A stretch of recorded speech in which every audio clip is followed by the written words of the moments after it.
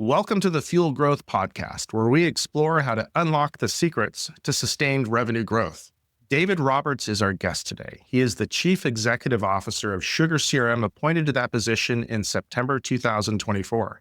Prior to joining Sugar, he served as CEO of Alchemer, where he scaled the company into a leader in the customer feedback and survey industry.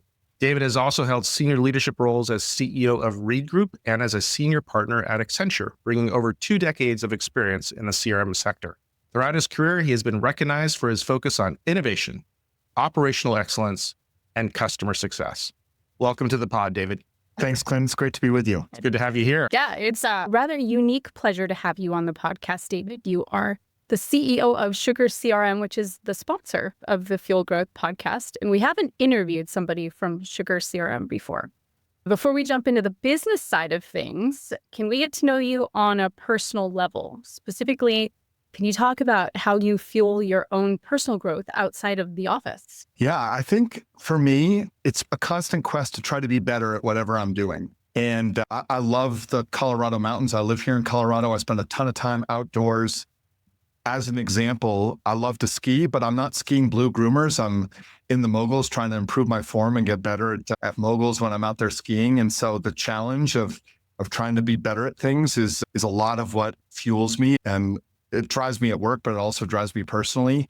I've got a couple teenage boys, and my wife and I spend a ton of our time on soccer and flag football sidelines, watching them and paying attention to them. The oldest one's about to be able to drive, which might take a little bit of pressure off of the constant currying and Ubering of our children, but they occupy a huge amount of my time, energy, and love too. Well, enjoy every moment of that while you have it. I'm now an empty nester as of 2 years, and I miss going to all the games and sporting events. That was such a big part of my life, so that's awesome. Hey, let's shift gears and let's talk about your professional background and striving to be better. Tell us a bit about the path that led you to become the CEO of Sugar CRM. Yeah, well, it was a bit of an interesting path. There's a theme throughout a lot of this, which is being really close to the customer and focusing on software and technology that improves customer success and relationships. I started with Anderson Consulting straight out of school. And if I'm completely honest, I was like a lot of 21-year-old young men, didn't know exactly what I wanted to do with my life. And consulting sounded nice and open-ended. So I joined Anderson Consulting and that became Accenture. And I was lucky. I ended up part of the CRM practice from really early on and spent the next 17 years helping organizations improve their relationships with their customers. And that took me from consumer packaged goods early on to high tech in California to British government across a huge spectrum of geographies and industries, all with the customer at the core and the customer being what was most important to our clients. I left there, did something completely different and helped the mayor of Denver run the city of Denver, again, trying to help the customer of the city, which is really the resident, get the most out of the city. And then this is now my third CEO role, all along really, again, focused on front office software and technology.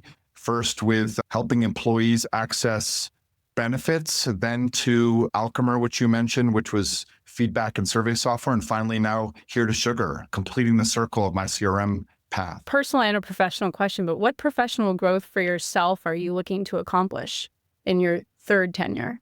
Well, I keep trying to do it better, Lizzie. And I think for me as a CEO, you really own strategy, culture, clarity, communication. These are things that I think every CEO is responsible for. And I've learned a lot over the 3 roles.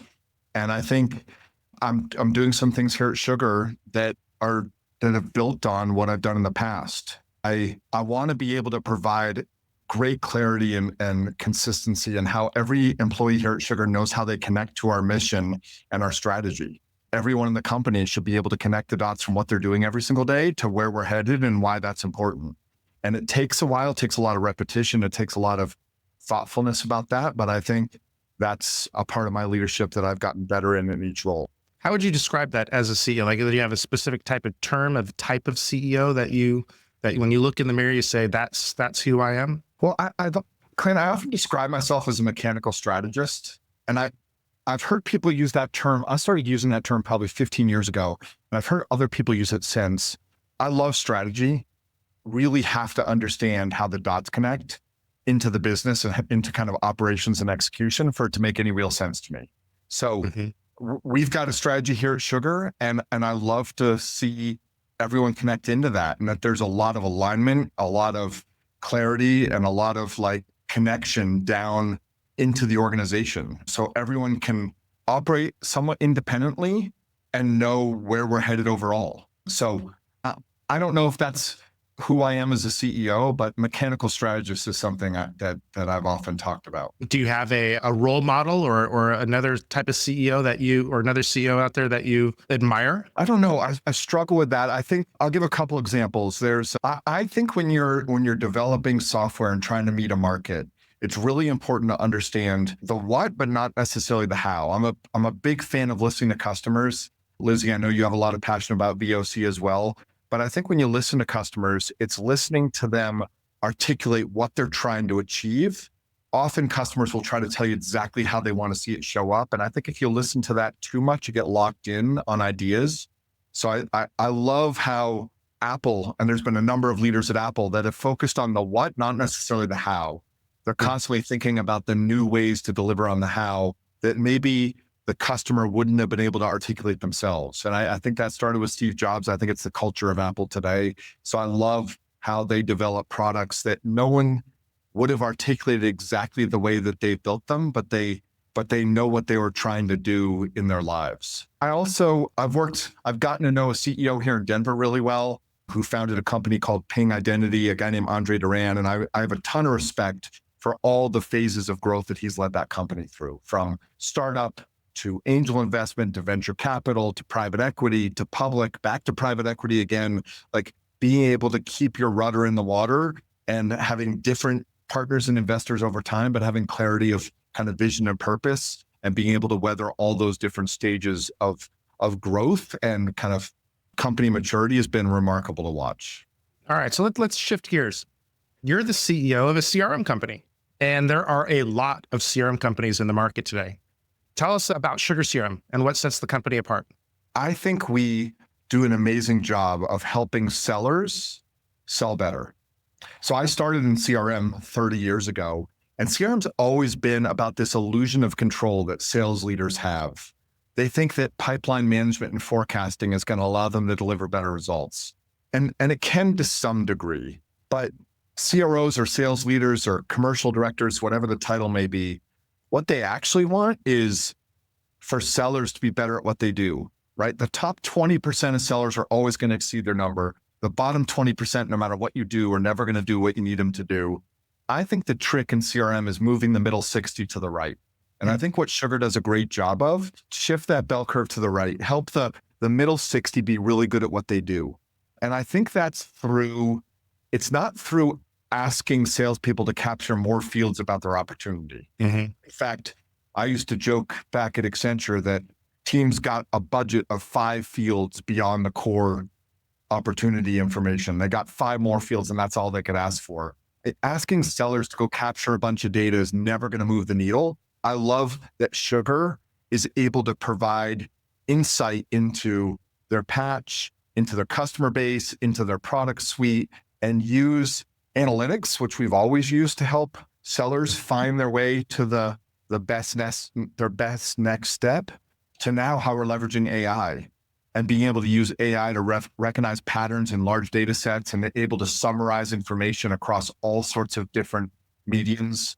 Our lead engineer said something the other day that I love. He said that structured data is the data of business and unstructured data is the data of relationships. Unstructured data is the data of relationships. That's kind of like emails and documents and conversations. Yeah. Yeah. If you think about whatever relationships you have in your life, you're not communicating to whoever those relationships are with through structured data, right? You're sending them a text, or you're talking to them live, or you're writing them an email, and it's all unstructured. You know, I could never get my kids to read those spreadsheets I send to them. Right. I know you love your spreadsheets, Clint, but that's not the language of relationships. It's the language of business, right? No, it's not. So I think, again, what Sugar can do is be able to capture that unstructured data, the data of relationships, and help people make sense of it and know what to do next based on it. I love that. That's a great idea. And in there, I had to ask though, aren't all companies, all CRM companies, trying to apply AI in similar ways? What are you doing that's different? They are. I think sometimes people talk about AI as a technology looking for a problem to solve. Yeah. I remember back when people talked about blockchain. Besides chain of custody, nobody could talk about the specific ways that blockchain was going to help business. It was always a hammer looking for a nail. And I think AI is today's version of that. It's technology looking for a business problem to solve. I think what Sugar's really good at is taking a pragmatic approach. I'd prefer if our sales managers, our sales manager customers, our sales rep customers, they didn't even know it was AI. We were guiding them in the right direction because it was in line with how they run their day-to-day in their business. And I think Sugar's very pragmatic in how it applies AI. And I think it makes it really easy to use and really approachable for businesses and sales teams. So one of the hot topics in AI right now is this concept of agentic AI. Do you have a point of view on that? Does Sugar have a point of view on that? Well, yes, that is a hot topic. And one of our competitors talks about it incessantly. I think ultimately in sales, the agent, if we talk about agentic AI, the agent is the seller. And I think people buy from people. I often say that sales is about the transference of belief. And I think people transfer belief. Ooh, I like that one. Sales is the transference of belief. That's deep. That's a good one. I hope it's not too deep, but no, that's good. I like that. That is really profound. So it's the transference of belief. I'm not sure how agents transfer belief, right? So I think with customer service, there's agents that can help our customers and through a problem faster. I think there's places for it. We're really focused on sellers and helping sellers make the most of their day and most of their opportunity. I think ultimately, AI is like an Iron Man suit for sellers. It's not the robot that takes over their jobs. It more helps them figure out how to be at their best. And those relationships are really key to convincing people to trust you and give you their money in return for a product or a service you sell. I've got this image of an IVR being stuck in an IVR tree. And the only transference of belief there is, how do I get out of this IVR tree? I think you got a really good point there. People buy from people. Yeah, absolutely. So David, as a CEO who is a mechanical strategist, what suggestions do you have for businesses who are looking for that next phase of growth? Yeah, I think that answer sits at the intersection of data and customer. So what I figured out, I've learned a lot about sales and the growth engines of companies over the years. And another thing I've come to believe is that sales is a tactical engine. It doesn't mean that sellers are tacticians necessarily, but companies need to be clear about what its product is, how that product is packaged and priced, how you go to market, what motions you run. And the sales team needs to be able to become masters of executing against those tactics, right? So I think that the best sellers, and I've been inside CRM systems first as a consultant and then as a CEO. The pattern I've seen, the most successful sellers are the ones who are organized and structured in how they approach their day and their time. So I believe the way you unlock growth is to bring data and rigor and process, listen to the customer relentlessly. They'll tell you. They may not tell you exactly in the words they use, but they'll tell you what they want from you and how to meet them where they need to be. So they'll tell you. You have to listen. You have to be really curious and listen. But customers will tell you. So I think if you're relentless about the data of the demand engine and you're relentless about listening to your customer, you'll solve your growth problems. I like how you put data as a key component in there. Yeah, and you're hitting on one of my passions, David, around voice of the customer. And I do want to get to understand more about how you, at an aggregate, would suggest businesses listen to customer sentiment. Because on one side, I'm hearing those relationship-based conversations where you're having a conversation with customer, you learn about them. I assume because you are so data-driven, you're not taking what one customer says and applying it to an entire customer base. You're looking at data across an aggregate of the customer base. Yeah. It would be helpful to learn from you what suggestions you have or how have you seen other businesses use customer sentiment to drive change within the organization? Yeah. Great question, Lizzie. And remind me to come back to another thought on data too, Clint. But so I ran a company called Alchemer for 6 years. And what we did was feedback and survey. And we found a few things, Lizzie. First, it's got to be a systematic program. I think people go out and ask for customers to share their thoughts and opinions. in response to an event or as a reaction to something, rather than think about how they wired into everything they do, right? So, for example, NPS, people love Net Promoter Score. And often if you ask people how they use it, they say, well, we present it at our quarterly all hands meeting. I'm like, great. And then what? And they're like, And then what? We present it at the next quarterly all hands meeting. And everybody's looking at it going, and then what? Right, exactly. And I think there's a way to operationalize NPS. I don't think the score matters as much as if you're a promoter, a 9 or a 10, why don't you ask that customer to share their love for you with the rest of the world, right? Whether it be through G2 or Capterra or Gartner, or there's all sorts of ways people can share their opinion of the company. If that customer is a detractor, 1, 2, 3, 4, et cetera, they often have a complaint, an issue that's they're facing. You can turn that into a serviceable event. You can send it into your support team and have the team respond to that. If you're a passive, 6, 7, 8 in there, passives actually have the worst renewal rate. This is the thing that surprises people. There's an old expression, love me or hate me, just don't ignore me. I think in NPS, passives are the ones who leave you faster than the promoters or the detractors. So you can take those passives, send them to your customer success team and talk to them about engaging that customer more deeply. Like there's a way to operationalize what customers are telling you. Oh, that's a fascinating insight there that kind of flips the whole idea of NPS a bit on its head. That the lower number is not the worst number, it's the middle number that's the worst number. That's my experience. That when people have given up, when they don't care, apathy is a problem, right? It's in our personal relationships. If someone starts acting apathetic towards you, they don't care enough to have the argument, or they don't care enough to engage with you in a positive way. It's apathy is the problem. It's not love or hate, it's apathy. So I think in Net Promoter Score, it's the same kind of concept. Passives are the problem.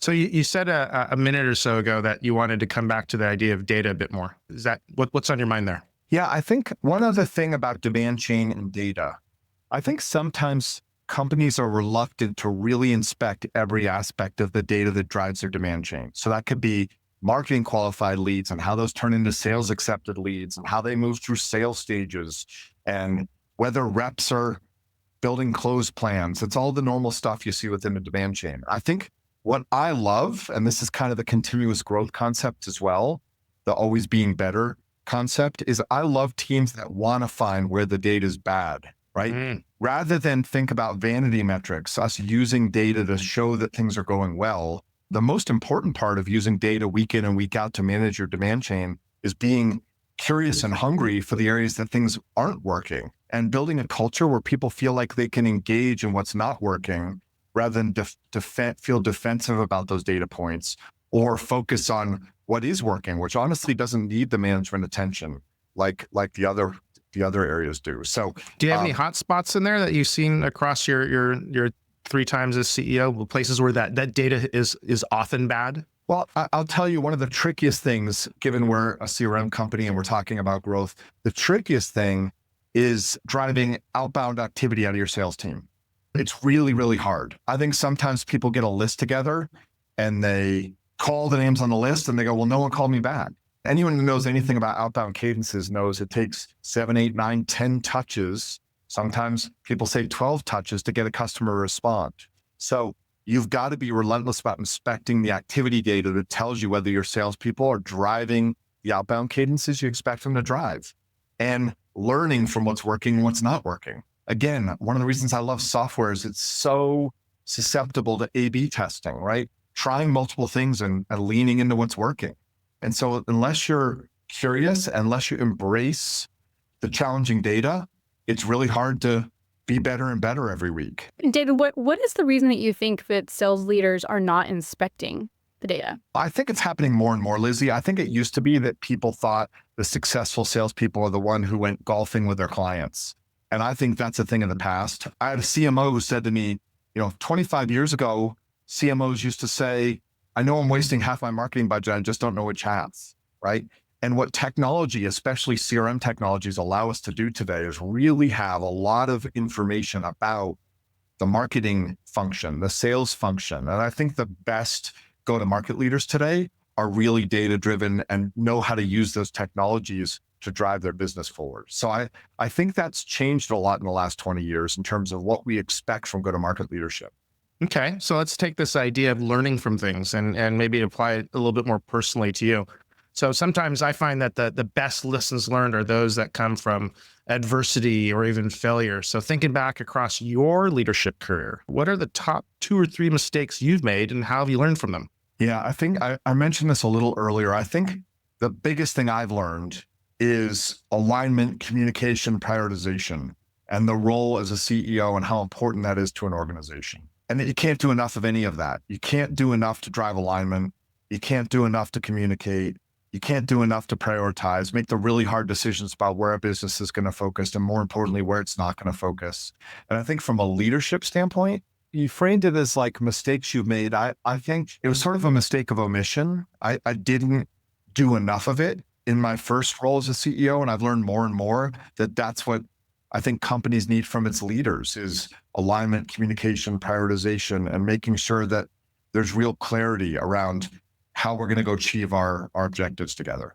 And the mistake being assuming that you've done enough because it's clear in your mind, but Correct. not necessarily everybody else in the company. Yeah, exactly. That's a good one. I like that. And also what you said earlier too, David, the way that you communicate may not be the way that people receive information. So when you're having to repeat information to an employee base, you have to repeat it through different avenues. It could be email, it could be in some form You've got the visual learner, the auditory learner, the kinesthetic learner. People learn in different ways, right? They totally do. And we all kind of assume that people learn like we learn. I get so much out of a brief conversation in email. I'm a slow reader. It takes me a while to get through emails, and it doesn't sink in the same way that an interactive dialogue helps things kind of cement in my mind. So that works for me. I'm the same way. But I know other people work very differently. Yeah, exactly. There's so much truth in that. Any other lessons learned that you want to call out in there? Well, I've done a number of acquisitions throughout my career at every company I've been part of. And I think there's sort of I think one of the other lessons learned for me is people jump to the things that are controllable, right? So they want to go like create standard processes and standard data and drive integration. And everyone talks about the integration plans. I think the most important thing when you do go through M&A, the customer and the employee. And I think we move too fast into kind of processes and data and systems because it feels more controllable. It feels easier than being focused on how you help customers understand the value of an acquisition or how you help employees understand the vision of where you're now going to go together. And so I think I would slow down kind of the post-acquisition integration track. And look, I grew up as an Accenture guy running project plans. I jumped to that also, but I think that's been a big lesson learned for me that like you can slow some of that stuff down and really make sure the customer and the employees are taken care of. I like that. That's a good one. I've seen that myself where the executive of the acquiring company says, I know how to run things my way, so I'm going to make everything my way as quickly as possible. And then you kind of blast over some of the things that you maybe purposely acquired. Maybe the company acquired is bringing you something that you weren't thinking about before. Yeah.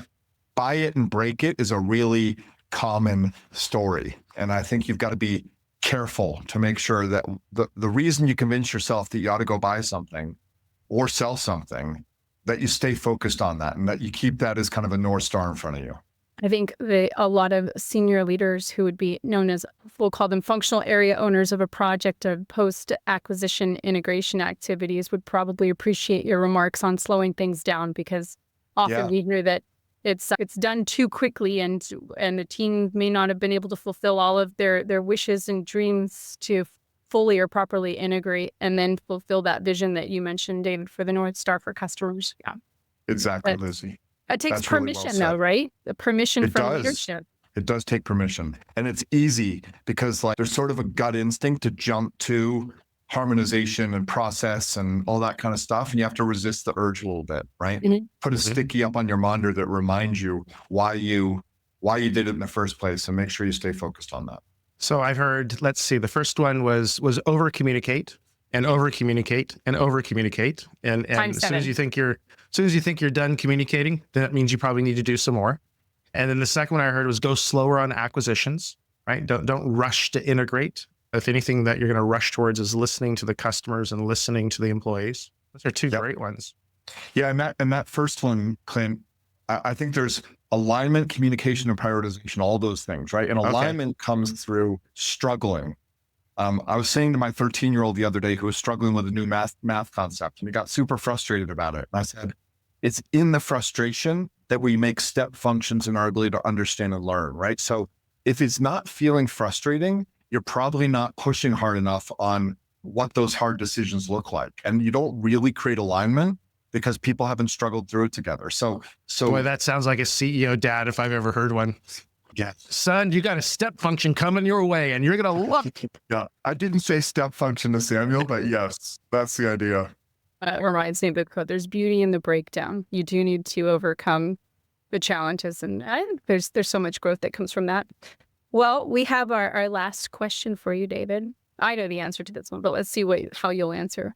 Where can our listeners find you and learn more about you? Yeah, well, I think the thing I use more than anything is LinkedIn. I think it's a phenomenal tool for more than just connection. There's so much great content out there, and it's so well curated against what's most important to you. That's probably the best place in the cyber world to reach me. You'll find me on the road. You'll find me with United Airlines a fair amount. You'll find me in the mountains in Colorado a fair amount. But in our vast dispersed world, I think LinkedIn's the best place. I should have guessed United Airlines coming from Colorado. There you go. Yeah. Yes, they've got my loyalty, I must admit. Very nice. Well, I got to tell you, David, as one of the guys that started the company 21 years ago, to have you in the seat of CEO just excites me every time I talk to you. You've got such a fantastic view of how to run the company, an inspirational view of the CRM industry as a whole. We're lucky to have you as our leader, and I wish you nothing but huge success here, which I know as a mechanical strategist, you're busy planning out right now. Yeah, I really appreciate that, Clint. And I feel honored to kind of pick up the mantle from yours and others who have led the company over the last 20 years. I know we'll stay close as the evolution continues, and I want to hear your challenges and share in our successes. So thank you very much. Outstanding. Appreciate having you here today.